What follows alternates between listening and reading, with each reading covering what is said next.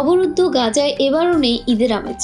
ঈদের দিনও নিরীহ ফিলিস্তিনিদের উপর হামলা অব্যাহত রেখেছে ইসরায়েলি বাহিনী। সংবাদ মাধ্যম আল জাজিরা জানিয়েছে, ঈদের দিন সকালেই ইসরায়েলি বাহিনী কমপক্ষে 9 জনকে হত্যা করেছে। নিহতদের মধ্যে 5 জন শিশুও রয়েছে। সংবাদ মাধ্যমটি জানিয়েছে, ইসরায়েলি হামলায় সৃষ্ট ধ্বংসস্তূপের মধ্যেই ঈদের নামাজ আদায় করেছেন গাজার বাসিন্দারা। এদিন নামাজের সময় গুলির শব্দও শোনা গেছে। এ সংক্রান্ত একটি ভিডিও পোস্ট করেছে ফিলিস্তিনি তথ্য কেন্দ্র।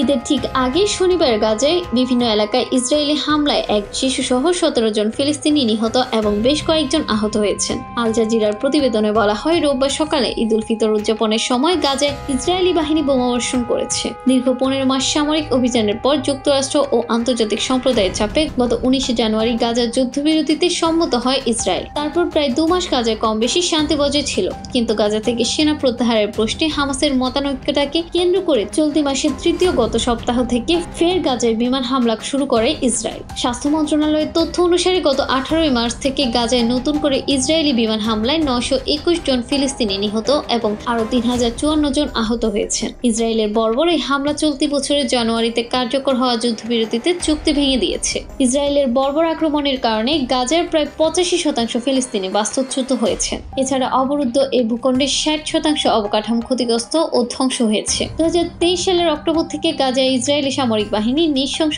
আক্রমণে 50 থেকে 200 জনেরও বেশি ফিলিস্তিনি নিহত হয়েছেন, যাদের বেশিরভাগই নারী ও শিশু। আহত হয়েছেন 1,14,000-এরও বেশি মানুষ।